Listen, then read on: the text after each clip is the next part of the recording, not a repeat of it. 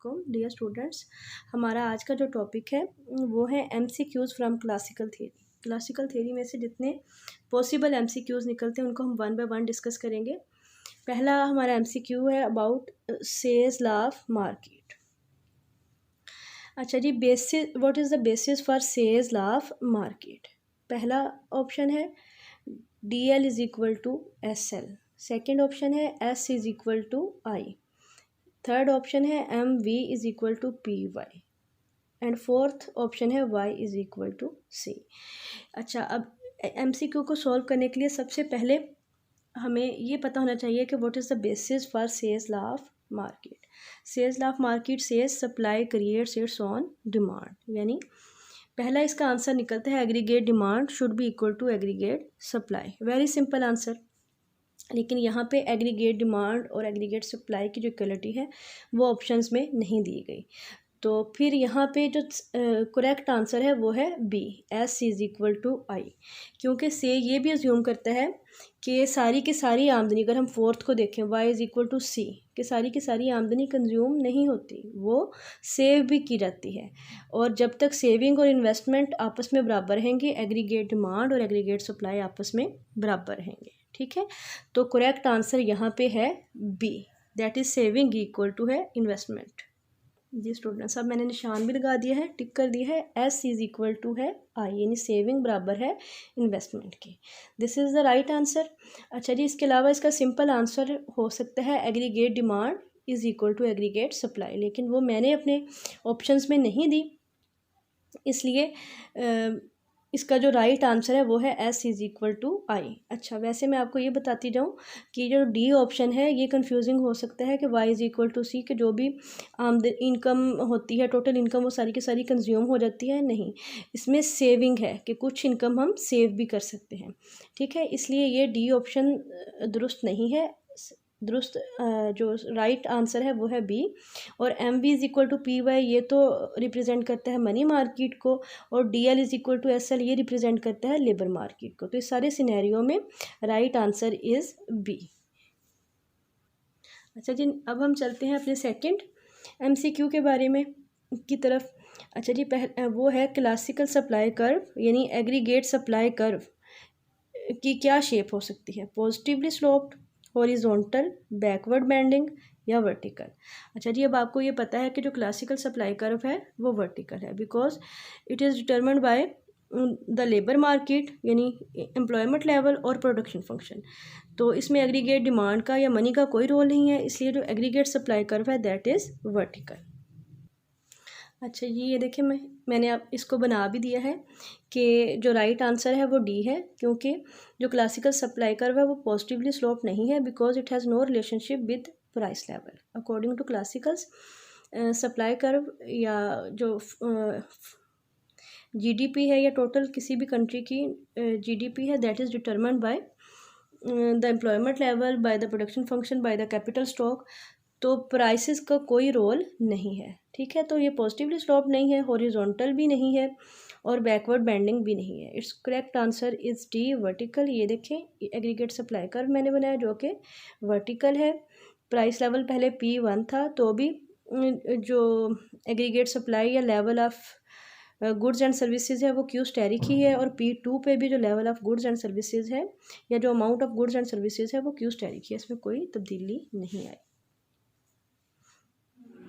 या दूसरे वर्ड्स में हम कह सकते हैं कि price has no affect over aggregate supply, यानी प्राइस जो है वो एग्रीगेट सप्लाई को अफेक्ट नहीं करती अकॉर्डिंग टू क्लासिकल्स। अच्छा जी, थर्ड जो क्वेश्चन है that is also from goods market और लेबर मार्केट। इसका ये है कि according to classicals output of the economy is determined by labour market, production function, capital stock that is given, और फिक्स्ड और एग्जिस्टिंग, या all of the above.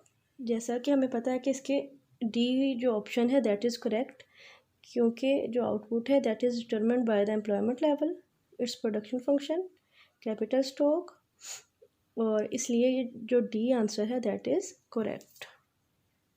All of the above factors are used to determine the output level of an economy according to classicals. अच्छा जी, अब fourth MCQ की तरफ आते हैं।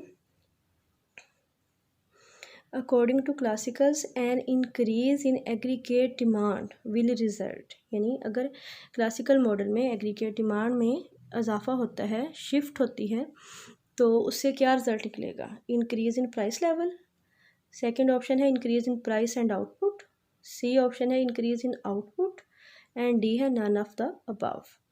तो it's correct answer is A option, क्योंकि जो क्लासिकल सप्लाई कर्व है दैट इज़ वर्टिकल। मैं आपको समझाती हूँ। जैसा कि मैंने आपको अपने पिछले MCQ में भी समझाया था कि जो एग्रीगेट सप्लाई कर्व है according to classicals that is vertical. तो जब एग्रीगेट डिमांड में इजाफा होता है, यानी एग्रीगेट डिमांड AD1 से बढ़ के AD2 हो जाती है, डिमांड कर्व ऊपर की तरफ शिफ्ट हो जाता है, तो इससे सिर्फ़ और सिर्फ प्राइस लेवल में इजाफा होगा। यानी एग्रीगेट डिमांड में जो इजाफा है वो सिर्फ़ और सिर्फ इन्फ्लेशन क्रिएट करेगा, इससे जो आउटपुट है उसमें कोई इजाफा नहीं होगा। ठीक है, तो दैट्स वाई इसका जो ए ऑप्शन है दैट इज़ करेक्ट। इससे ना तो आउटपुट में इजाफा होगा और प्राइस लेवल में इजाफा होगा, सिर्फ और सिर्फ प्राइस लेवल में इजाफा होगा, आउटपुट में कोई इजाफा नहीं होगा। ठीक है, तो it's option A is correct, this is. ठीक है, तो इसका थर्ड क्वेश्चन का राइट आंसर है डी, फोर्थ क्वेश्चन का राइट आंसर है ए।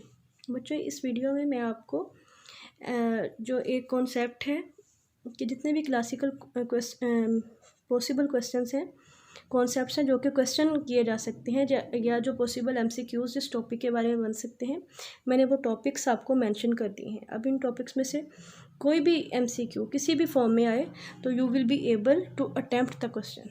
ठीक है, अब मैं आपकी फिफ्थ क्वेश्चन की तरफ चलते हैं। नेक्स्ट शॉर्ट क्वेश्चन भी एग्रीगेट सप्लाई कर्व के बारे में ही है, that is price elasticity of classical aggregate supply curve is greater than 1, less than 1, 0 और infinite।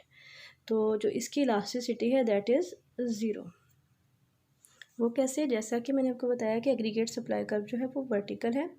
देखें, क्वांटिटी आउटपुट लेवल जो था वो प्राइस 5 था, उसके बाद जो प्राइस है वो 2 से बढ़ के 6 हो गई। ठीक है, लेकिन आउटपुट में कोई इजाफा नहीं हुआ। तो इलास्टिसिटी क्या है? Change in output due to change in price. ठीक है, चेंज इन प्राइस क्या है? 2, 6 में से इट्स 4। तो चेंज इन प्राइस क्या है? 6 में से 2 को माइनस करें 4, और चेंज इन आउटपुट या क्यू क्या है? 5, यानी इसमें कोई चेंज नहीं आई। 5 में से 5 माइनस 5 0, तो सम 0 ओवर समथिंग 0, तो इट्स प्राइस इलास्टिसिटी इज़ 0। ठीक है, तो ये आपने याद रखना है कि जो एग्रीगेट सप्लाई कर्व है क्लासिकल्स का वो वर्टिकल है, प्राइस इन इलास्टिक है।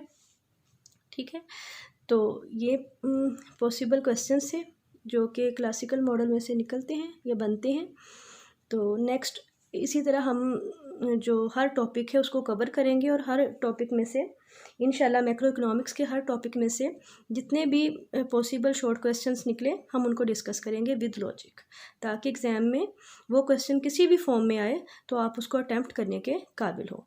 अच्छा जी, मज़ीद MCQs के लिए फॉलो करें मेरे यूट्यूब चैनल को और बेल के आइकॉन को प्रेस करें, ताकि जो नेक्स्ट वीडियोस हैं वो आपको जैसे ही मैं अपलोड करूं आपको वो मैसर हों, अवेलेबल हों।